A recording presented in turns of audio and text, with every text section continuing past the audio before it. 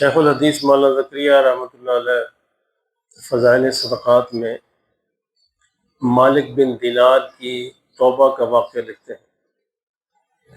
مالک بن دینار ایک بڑے صوفی بزرگ تھے اور یہ تابعی تھے، یعنی صحابہ کے شاگرد تھے، صحابہ کو انہوں نے دیکھا تھا، اور یہ وہاں سے ہجرت کر کے انڈیا کی ریاست جو کیرالہ اور مالابار ہے وہاں پہ تشریف لے آئے تھے۔ انہی کی وجہ سے اسلام وہاں پہ پھیلا، ان کی قبر بھی ادھر ہی پائی جاتی ہے۔ مالک بن دینار اپنی توبہ کا واقعہ لکھتے ہیں۔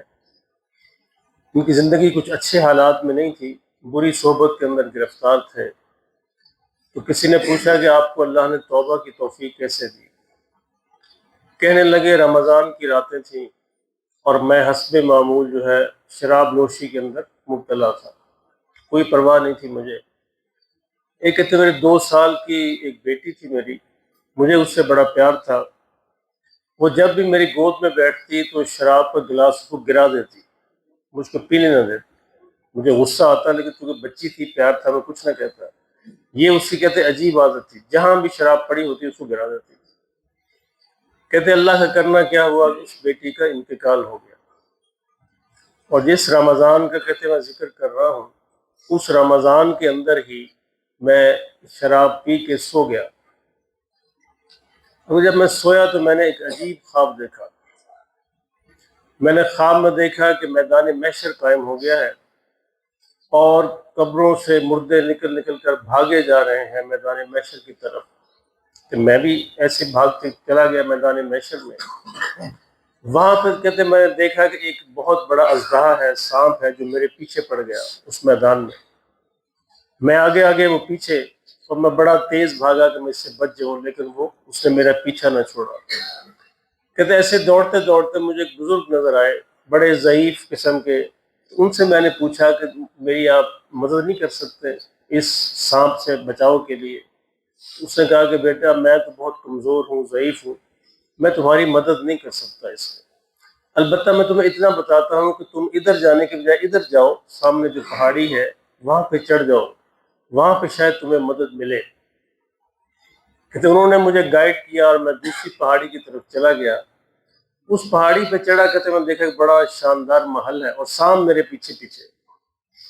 اس محل میں کہتے بے شمار کھڑکیاں ہیں، دروازے ہیں، اور کچھ بچے نظر آ رہے ہیں۔ کہتے میں نے وہاں پہ جا کر جب میں پہنچا اور سام میرے پیچھے تھا تو محل کا دربان کہنے لگا، آواز اس نے دی کہ سارے بچے باہر آ جاؤ، ایک مسافر آیا ہے، شاید تم اس کی کوئی مدد کر سکو۔ کہتے میرے دیکھتے دیکھتے ہزاروں بچے جو ہیں وہ اس محل سے باہر آ گئے، اور ان کے اندر میری بیٹی بھی تھی جس کا انتقال ہو گیا تھا۔ کہتے جو ہی میری بیٹی نے مجھے دیکھا تو بھاگ کر مجھ سے لپٹ گئی، کہنے لگی یہ تو میرے ابا ہے۔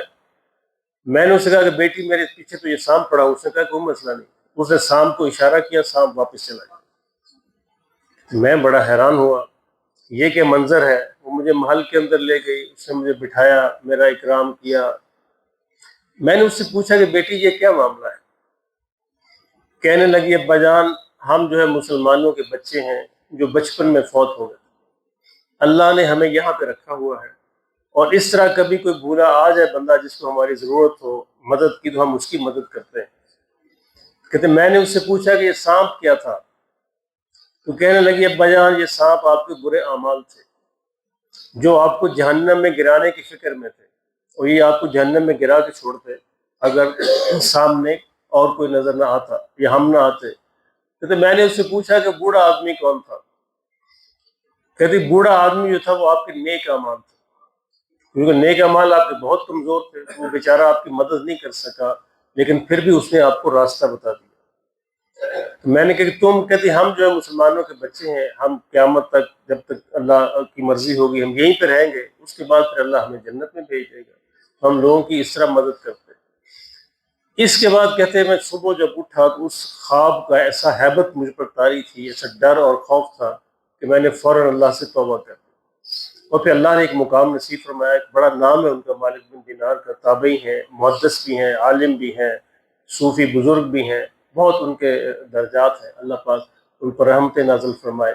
میرے محترم دوستو، اس کہانی میں اصل چیز سمجھنے کی کیا ہے وہ بوڑھا بابا، وہ کمزور بابا، یعنی اگرچہ اعمال کمزور تھے لیکن پھر بھی اس سے کام آ گئے۔ تو نیک عمل کبھی بھی کمزور نہیں ہوتا، کوئی بھی نیکی کبھی بھی چھوٹی نہیں ہوتی، اسے جہاں بھی موقع ملے نیکی کو کر ڈال۔ اگر جتنی زیادہ نیکی ہوگی اتنی ہی مضبوط ہوں گے، لیکن اگر بڑی نیکی کا موقع نہیں ملتا تو کم از کم چھوٹی کو بھی نہ چھوڑیے، ہو سکتا ہے قیامت میں وہی کام آ جائے۔ اللہ پاک ہمیں سوائے نصیب فرمائے۔